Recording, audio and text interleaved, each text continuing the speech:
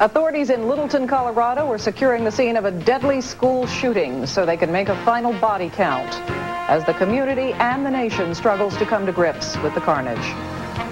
This is CNN Headline News. I'm Tori Atali in for Linda Stouffer. Authorities at Columbine High School are searching for booby trap explosives left behind by the two suspects in the Colorado school shooting. The sheriff in the Denver suburb compares the search to walking through a minefield. The death toll in the shooting is now set at 15 or 16, including 2 teenagers police say did the shooting. Earlier, police had said as many as 25 might have been killed.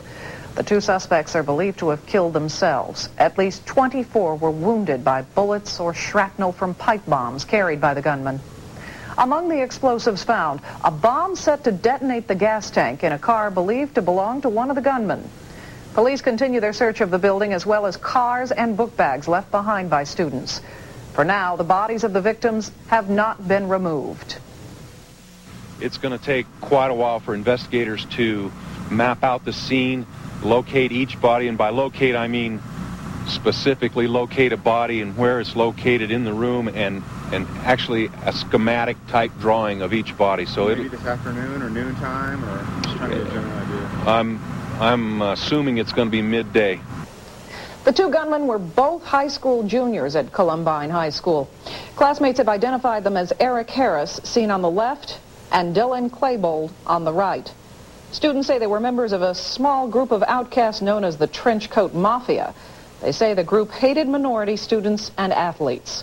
Witnesses say the gunmen went after classmates who had made fun of them in the past. They were known as the Trenchcoat Mafia at our school, and they got ridiculed a little bit. I'm sure it was something to get back because the jocks, ridiculed them quite a bit. Matter of fact, when they first walked in, they said if there's any jocks in here, they're dead. So I was just lucky I wasn't wearing a baseball hat today. 4 young people believed to be friends of the shooters were taken in for questioning after the attack. 1 was led away from the school in handcuffs. 3 others were stopped in a nearby field. Recapping the latest on the Colorado school shooting, police confirm at least 15 people were killed. That figure is revised down from earlier estimates of as many as 25 dead. At least 24 others were wounded. The 2 suspects died of self-inflicted gunshot wounds. Bomb squads are combing the high school for booby-trapped explosives left by the gunman. At least 12 bombs have been found at the scene. Authorities say they will likely begin removing bodies from the school this morning after the building has been secured. When the rampage started yesterday, dozens of students hid in classrooms. Some jumped from windows to escape. Others were trapped for hours. All in the library, and we started hearing shots in the hall. And then they came in, and they all told us to get under the desk, and we all got under the desk. And then they just started coming in the library and opening fire and shooting out bombs. The commons is right below. You just feel it shake, and the plaster would fall, and the books would fall, and they came in here and they shot some, and then they went back out, and people were getting shot all around me. There was one boy at a table right next to us, and there was a guy at a table right next to us, next to me and her, and they just shot him, and then walked away, and then he was just sitting there in a pool of blood. Students say the 2 suspects were dressed in black trench coats and laughed as they sprayed bullets. Some witnesses say the suspects seem to be singling out athletes and minorities. A nearby suburban cul-de-sac became a makeshift triage area to care for the wounded from Columbine High School. Hendrik Sibrandi from CNN Denver affiliate KMGH takes us to the scene. People were getting shot all around me. In an instant, a quiet Littleton neighborhood turned into a scene of complete chaos. Oh my God, what is this? Students and paramedics came to this cul-de-sac half a mile from the high school to care for the wounded and for each other. You got me out of that boat. I asked, please keep care of our brothers and sisters at school. Kids told tales of horror of being there in the school library when the shooting started. All told us to get under the desk, and we all got under the desk, and then they just started coming in the library and opening fire and shooting out bombs. The 2 guys were around, and they were shooting people left and right. Screaming after they'd shoot up something, they'd go, woo!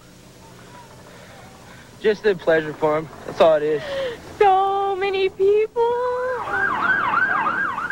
So many people, and so much to deal with in this neighborhood all of a sudden. One by one, injured students were led to people's lawns, now makeshift triage areas. The most seriously wounded were taken away by ambulance or by helicopter. Everyone else stayed here, where they were met by friends, by parents who'd raced here to find out if their child was all right. So many people, so much grief and disbelief on this Tuesday morning, on this tiny street. Quiet no more. President Clinton has canceled a scheduled trip to Texas and is staying in Washington in response to the shooting at Columbine High School. Mr. Clinton says the nation has a responsibility to be more effective in preventing school shootings. The president also pledged federal support and assistance to the family, friends, and relatives of the faculty members of the school. We don't know yet all the hows or whys of this tragedy. Perhaps we may never fully understand it. St. Paul reminds us that we all see things in this life through a glass darkly, that we only partly understand what is happening.